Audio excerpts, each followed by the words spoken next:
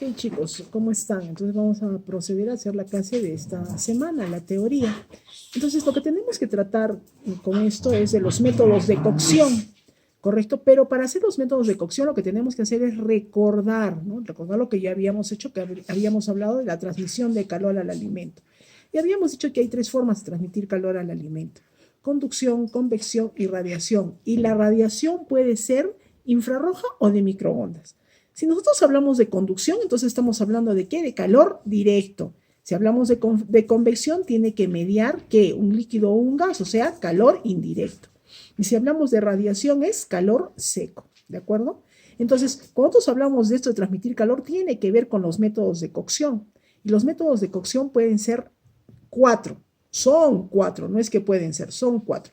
Método seco, método líquido o húmedo, método graso y método mixto, ¿correcto? Entonces, dentro del método seco, recién vienen ahí las técnicas, ¿correcto? Las técnicas están dentro de cada método. ¿Qué es un método? Es la forma, o sea, cuál va a ser la forma en la que yo he elegido cocinar el alimento. ¿Listo? Entonces, dentro del método seco está a la plancha, al horno, a la parrilla, a la brasa, gratinar, rustir, baño María y al vacío. ¿Ya? Método líquido o húmedo. Quiere decir que va a mediar lo que dice, pues, ¿no? Agua, líquido. Entonces, ¿qué voy a hacer? Hervir, blanquear, escalfar, cocción al vapor y cocción en caldo blanco. Obvio, cuando hablamos de caldo blanco, no estamos hablando del caldo blanco que se hace con pollo, con gallina y le vamos a poner garbanzos, arroz. No.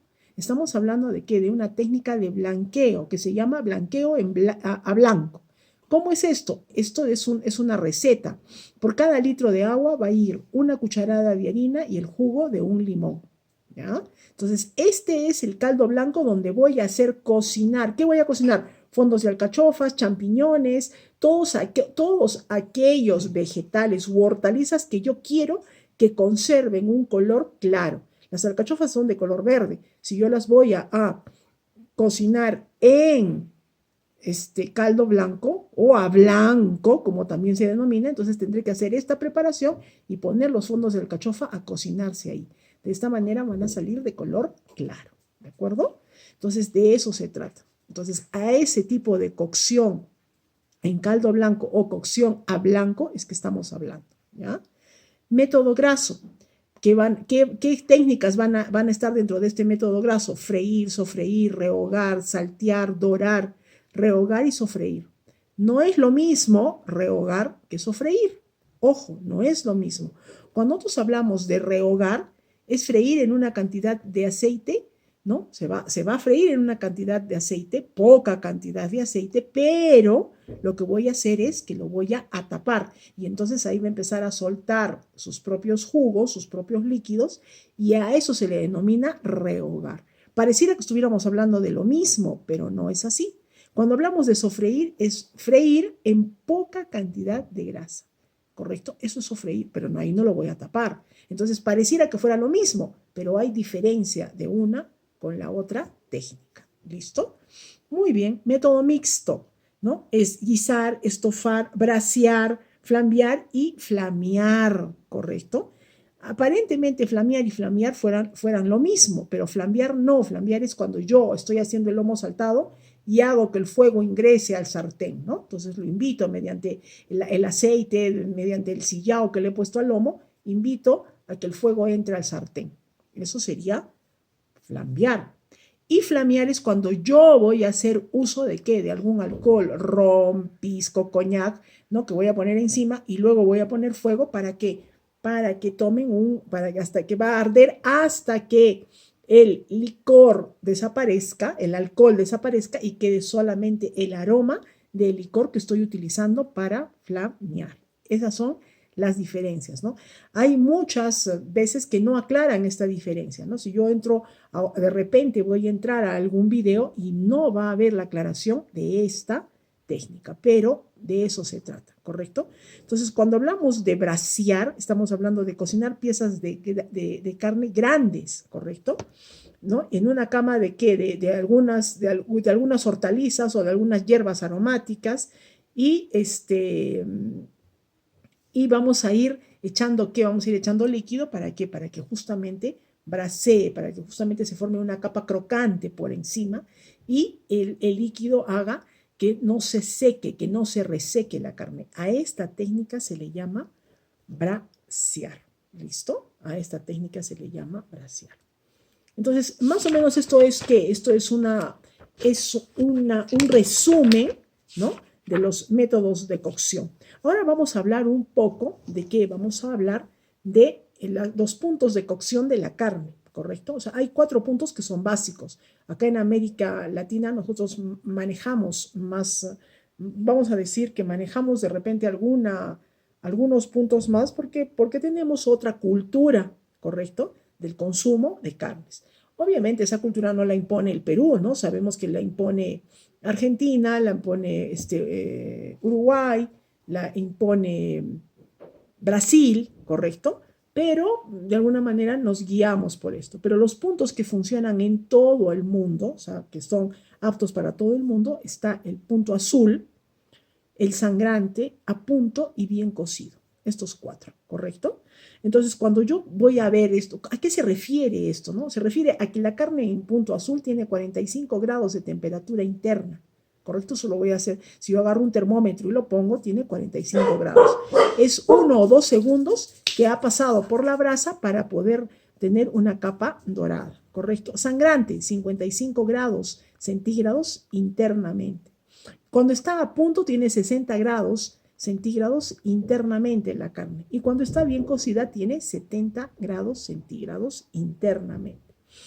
¿Cómo puedo yo, qué características tiene este punto de la carne? Si yo digo punto azul, ¿no?, la carne está muy suave al tacto, ¿correcto? Muy suave al tacto, o sea, es suavecita al tacto. Si yo digo sangrante, la carne tiene cierta elasticidad, como los labios. O sea, si yo me agarro los labios, siento la elasticidad de mis labios, ¿no? Ese punto es el punto sangrante.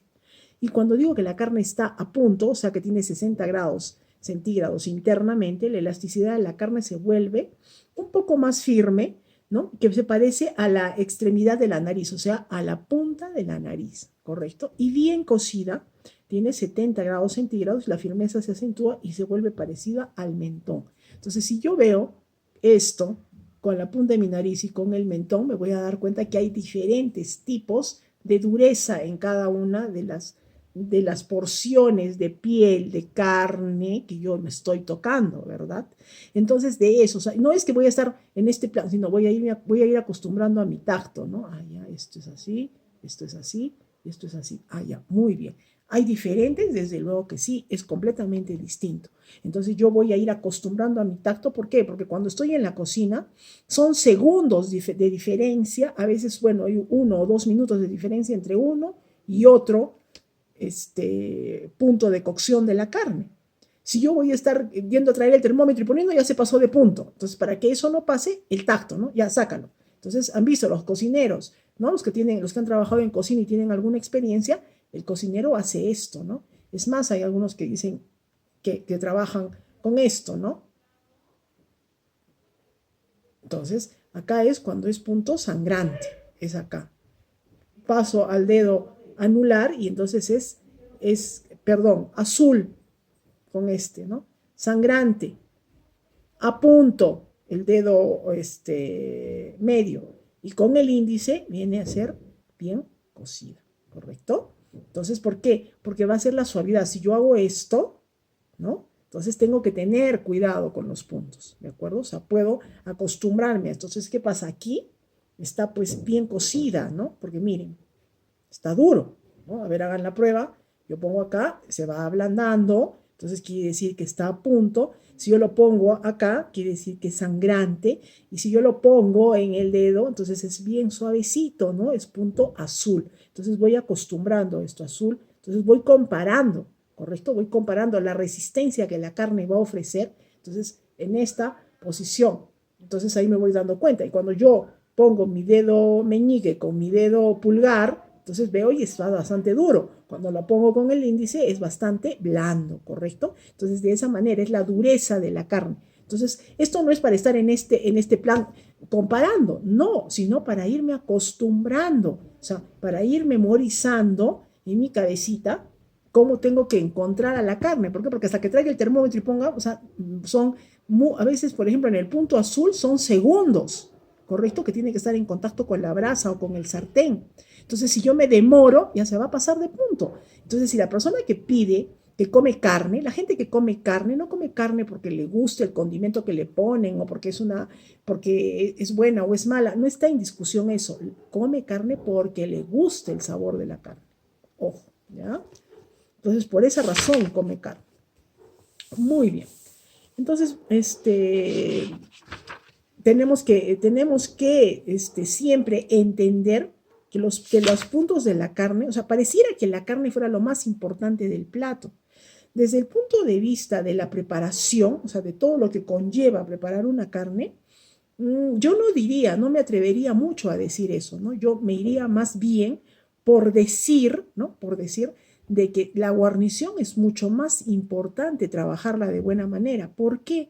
Porque la gente que come carne, porque le gusta, obviamente va a elegir el punto término medio, ¿no? Lo que se maneja acá es un cuarto, bueno, que le dicen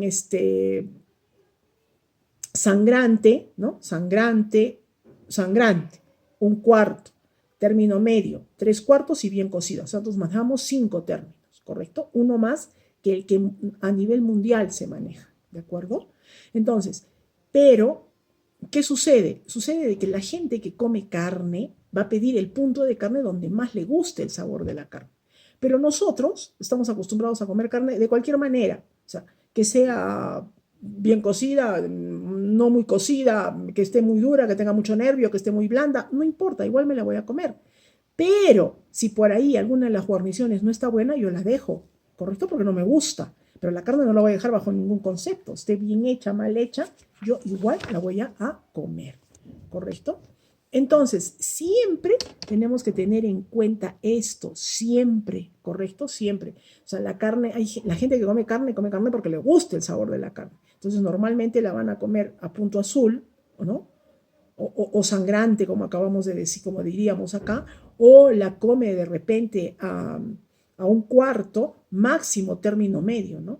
Y ya 3 cuartos bien cocida ya casi no la comen. ¿Por qué? Porque les gusta el sabor de la carne, correcto. El sabor de la carne para algunas personas es muy bueno, ¿no? Es muy agradable. Entonces eso es lo que de alguna manera ellos están buscando, están queriendo encontrar en la carne. Entonces ellos no van a consumir una carne demasiado o excesivamente cocinada, ¿no? Las personas que tienen cultura de consumo de carne van a consumir la carne porque les gusta el sabor, ¿de acuerdo? Muy bien. Entonces, si yo quiero ver cuánto tiempo me va a demorar cocinar una carne, por ejemplo, ¿no? O sea, si yo quiero saber cuánto me va a demorar cocinar una carne, entonces, ¿qué puedo decir? Puedo decir que por cada kilo de carne, ¿no? En el caso de la carne de un cordero, ¿no? Por cada kilo de carne voy a demorarme entre 18 a 22 minutos, ¿no? Entonces, por un pollo de kilo 400, yo voy a tener de 40 a 50 minutos de cocción, ¿correcto? Por una pierna de cordero de 2 kilos 700, o sea, cuando hablamos de cordero estamos hablando del carreo, o sea, del lomo del cordero, ¿no? Carreo, lomo de cordero, ¿correcto? Entonces, es el que va a demorar entre 18 y 22 minutos. Pero si yo hablo de la pierna de cordero, que tiene un promedio de 2 kilos 700 kilogramos aproximadamente, yo me voy a demorar más o menos entre 50 y 60 minutos en que esté listo esta carne. ¿Listo? Ahora, si yo hablo de que de repente voy a hacer el costillar de cordero volteado, como lo hacen en Marruecos, que le denominan silla de cordero, y además me voy a rellenar con algunos vegetales, pues me voy a demorar en esto entre 50 y 55 minutos en que esté lista, ¿de acuerdo? Ahora, para un asado de cerdo de 1,5 kilos me voy a demorar entre 60 a 75 minutos, ¿correcto? Y para un carré de ternera, o sea, una parte del lomo de la ternera, me voy a demorar entre 120 a 150 minutos. Un carré de 2 kilos de ternera, ¿correcto? Ahora, ¿en cuánto normalmente debe entrar la carne al horno? Dependiendo, ¿correcto? Dependiendo de la técnica que voy a aplicar. Entonces, si yo voy a aplicar una técnica, por ejemplo, la que acabamos de decir, ¿no? Y que dijimos, que la mencionamos, como la técnica de brasear, entonces va a entrar a fuego lento, ¿correcto? Si yo voy a cocinar, elijo cocinar el cordero, el cerdo, el pollo, la res, lo que fuese, lo deseo brasear, entonces va a entrar a fuego bajo, no más de 100 grados, ¿correcto? No más de 100 grados. Pero si yo voy a asar la carne, voy a asarla en el horno, o sea, no voy a brasear, entonces debo de elegir de cuánto, más o menos entre 190 y 200 grados para que la carne entre al horno, ¿correcto? Porque necesita calor. La cocción de la carne va a ser como todas las cocciones, va a entrar, va a ser primero por fuera y al final por dentro, ¿correcto? Entonces ahí yo puedo ir midiendo los tiempos, ¿por qué? Porque la carne va a irse cociendo de afuera hacia dentro, ¿correcto? Entonces eso hay que tener siempre en cuenta, ¿de acuerdo? Muy bien. Entonces, los métodos alternativos de cocción, están dados porque baño María está dentro, es una técnica, pero también está considerada un método alternativo. ¿Qué quiere decir alternativo? Cuando no funcionan o cuando no tengo cómo ejecutar alguna de las técnicas, entonces yo puedo cambiarla. ¿Por qué? Por un baño María, puedo cocinarlo todo. Me voy a demorar más, pero yo puedo hacer papas, puedo hacer carne de res, de cordero, puedo hacer, no sé, hortalizas, puedo hacer camotes, yucas, lo puedo hacer en baño María, desde luego que sí. Me va a demorar más la técnica, pero puedo realizarla. Yo puedo cocinar lo que desee a baño María, ¿no? De repente va a demorar un poco más de tiempo, pero igual lo voy a hacer, igual lo voy a lograr. A eso se le denomina, que se le denomina un método de cocción alternativo, ¿correcto? El calor transferido al recipiente que contiene el alimento. Eso quiere decir baño María, ojo, ¿no? Quiere decir que yo voy a poner una olla con agua a que se caliente y dentro de la olla pondré otro recipiente. ¿Para qué? Para que se cocine el alimento, ¿correcto? Entonces, a eso se le denomina baño María. El agua no va a tocar jamás el alimento, no la va a tocar. El enterrado pachamanca está considerado un método alternativo de cocción, un método que precolombino, ¿no? Precolombino, es una técnica culinaria precolombina de carácter campestre y popular, se dice, ¿no? Entre los agricultores originarios de las sierras, ¿correcto? De la sierra. Entonces, eso lo sabemos nosotros acá, la pachamanca o el enterrado, ¿no? Entonces, ¿de dónde sale la cocción en olla de barro? Porque los españoles querían imitar la cocción de la pachamanca y no podían. Entonces dijeron, no, entonces podemos poner una olla de barro para que tenga un sabor parecido, porque no podían ellos imitar esta técnica. Es toda una técnica, toda una sabiduría para poder hacer una pachamanca. Y la guatia ni que se diga, ¿no? Para crear el hornito y que después y que no tiene que caerse, solamente se va a caer cuando haya calentado este hornito, luego va a caer todas las brasas encima y eso es lo que va a cocinar. ¿Qué se cocina en la guatia? Generalmente son tubérculos, raíces, algunas hortalizas como las habas, los choclos, ¿no es cierto? Eso es lo que se cocina en una guatia. A veces hay gente que pone carne, pero normalmente no se hace, ¿correcto? Antes la guatia solamente se hacía agosto y septiembre, ¿no? Porque era como un pago, como un homenaje a la tierra. Ahora se puede comer, ahora toda la mayoría de restaurantes y locales que se dedican a este tipo de cocinas de interés precolombino o de rescatar ciertos valores culinarios antiguos, ancestrales, entonces la hacen en cualquier momento del año, ¿no? Igual que la pachamanca, cuando antes ellas tenían épocas para realizarse, hoy día ya no. La cocción a presión se realiza en una olla llamada olla a presión o olla express, ¿no? Dice, la cual cierra herméticamente y posee una válvula para eliminar el vapor, ¿no? La ventaja ofrece de usar este método es que se va a cocinar todo muy rápido, ¿no? A la tercera parte del tiempo. Si normalmente me demoro en cocinar unas lentejas media hora, pues en una olla a presión estarán en 10 minutos, ¿correcto? Igual los frijoles o de repente las papas o lo que yo desee cocinar en olla express va a acelerar la cocción, ¿de acuerdo? Voy a tener alguna pérdida, sí, voy a sacrificar de repente algunos sabores. ¿Por qué? Porque voy a acelerar mucho la cocción a cuando se hace a fuego lento, que es una cocción lenta, suave, pausada, y que va lentamente botando sabores, aromas, ¿no? Y esto es muy diferente. Entonces, ¿puedo obtenerlo poniéndolo en olla a presión? Desde luego que sí, desde luego que sí. O sea, ¿voy a obtener lo mismo? No, no voy a obtener lo mismo. ¿Por qué? Porque una cosa es a fuego lento y por muchas horas, que va a ir lentamente la carne soltando sus jugos, ablandándose, haciendo lo que se llama ¿qué? Haciendo un intercambio. Este intercambio, cuando entran los sabores a la carne y la carne bota sus sabores al caldo, se llama ósmosis, ¿correcto? Es lo que hace el intercambio de jugos, el intercambio de caldos internos, ¿correcto? También ósmosis se le llama ¿a qué? Cuando yo voy a poner a salar, por ejemplo, el pescado empieza a decantar líquido, es ósmosis, va a haber un intercambio, la sal va a entrar hasta la última fibra del pescado y el agua que tiene el pescado va a empezar a salir. A esto se le denomina ósmosis. A fuego lento la ósmosis es lenta, es muy lenta, pero es una ósmosis que va a haber intercambio de jugos. Entonces el caldo resultante tiene un sabor increíble y la carne obviamente también va a tener un buen sabor. Lo que no voy a lograr con una olla express. ¿Por qué? Porque el tiempo es muy corto y entonces voy a tener un buen sabor definitivamente, pero ósmosis, a lo que yo le llamo ósmosis, mucho que desear, ¿correcto? O sea, hay diferencias. Lo puedo hacer, voy a ahorrar tiempo, pero, ¿no? Teresa Izquierdo, que en paz descanse, decía de que no había mejor manera de cocinar los frijoles que poniéndolos en una olla de barro a fuego lento y cocinarlo por unas 5 o 6 horas, ¿no? Que salían realmente como si fueran una delicia, ¿no? Y salían realmente suaves y deliciosos. Entonces, imagínense, esto es lo que Teresa Izquierdo nos decía. Y entonces yo no soy la persona indicada para decir que esto no es cierto. Y es verdad, pues los sabores varían. Y en algún momento se va a usar, desde luego que sí, tenemos que hacerlo rápidamente. Pero si yo podría usar la olla de barro en vez de usar la olla express, obtendría un mejor sabor, una mejor calidad de sabores. ¿Listo? Y el horno microondas, ¿no?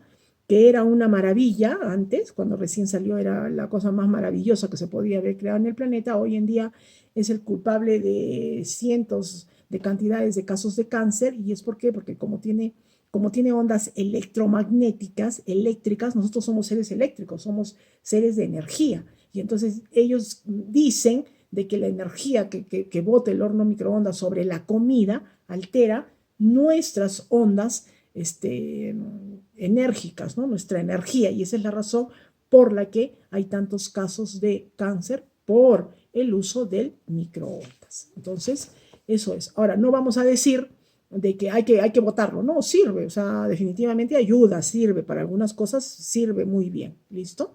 Ahora vamos a hablar un poco sobre los alimentos secos y los conservantes.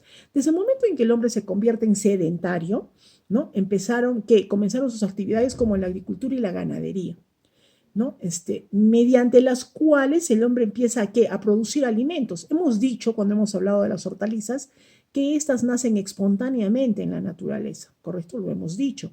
Pero también les dije que el hombre también hace alguna selección de todo lo que hay en la naturaleza, cuál es la mejor, cuál es la que tiene mejor sabor, mejor color y todo esto, ¿de acuerdo? Entonces, el hombre va haciendo selecciones.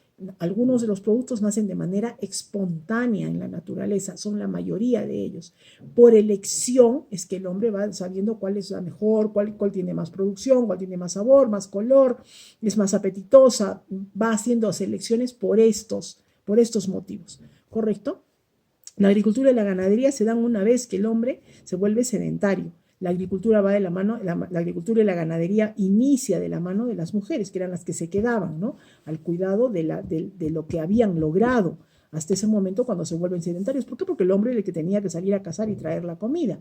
Y entonces es la mujer la que cuida de la agricultura, cuida del ganado, cuida de la casa, de los animales, ¿no? Entonces, y además de los niños que habían. Entonces, de alguna manera, cuando hablamos de agricultura y de ganadería, va de la mano de las mujeres, ¿correcto?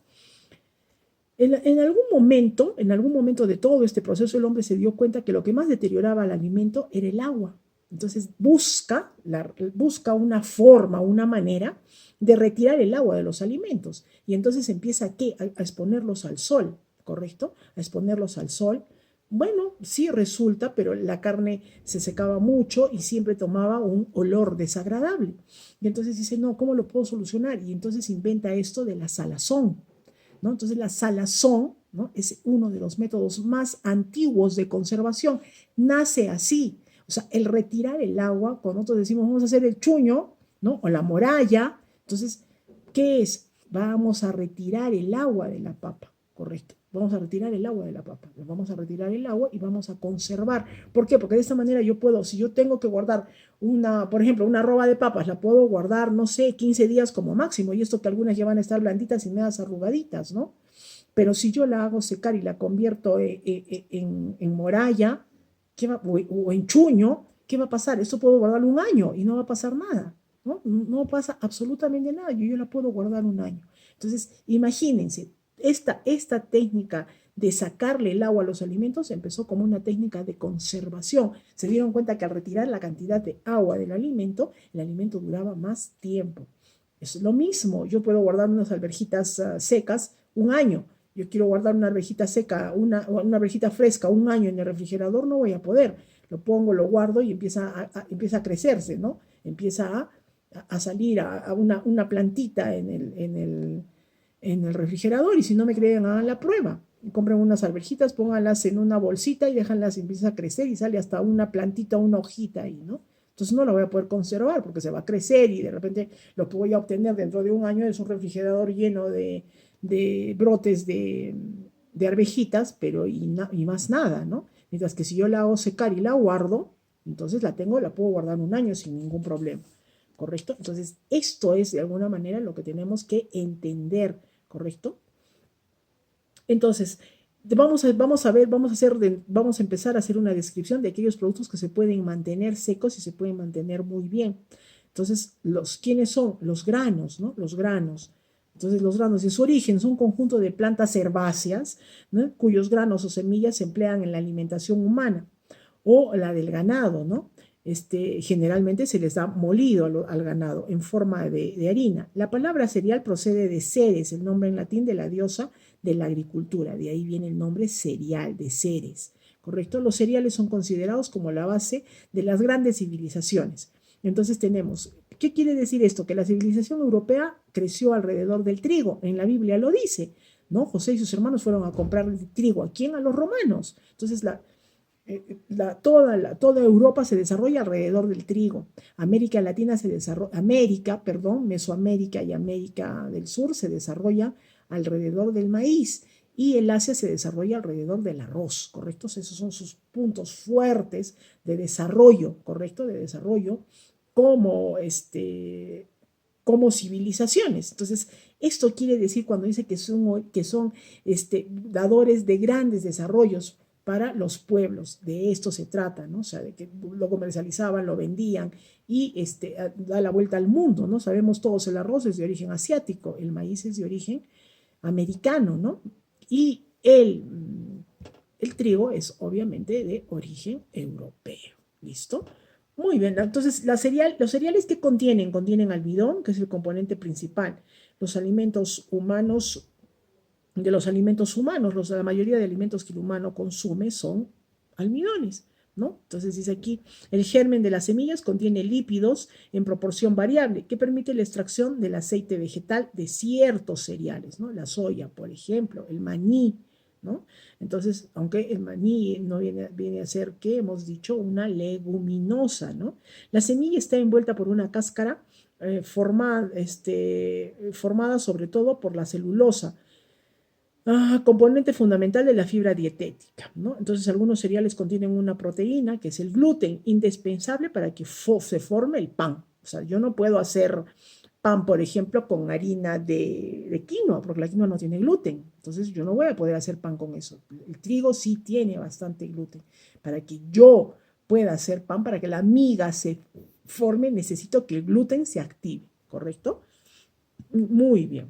Entonces dice, las proteínas de los cereales son escasas en aminoácidos esenciales como la lisina. ¿Listo? Muy bien. Entonces dentro de los tipos tenemos el arroz, ¿no? El arroz, ¿no? ¿Qué más tenemos? Tenemos el trigo, ¿no? Y tenemos además también el maíz, la avena. ¿Listo? Muy bien. Entonces, ya tenemos más o menos una idea de esto, ¿no? una idea de esto. Muy bien, entonces, por favor, en el grupo de WhatsApp voy a colgar, no vamos a desarrollar el arroz ni estos cereales poscereales, porque eso lo van a desarrollar ustedes en la exposición. Entonces yo lo voy a colgar, me imagino, la próxima semana, lo voy a colgar en el grupo del WhatsApp, la exposición que cada uno va a hacer sobre esto que acabamos de hablar. Entonces nos vamos preparando, ya están avisados, ¿no? De eso se trataba.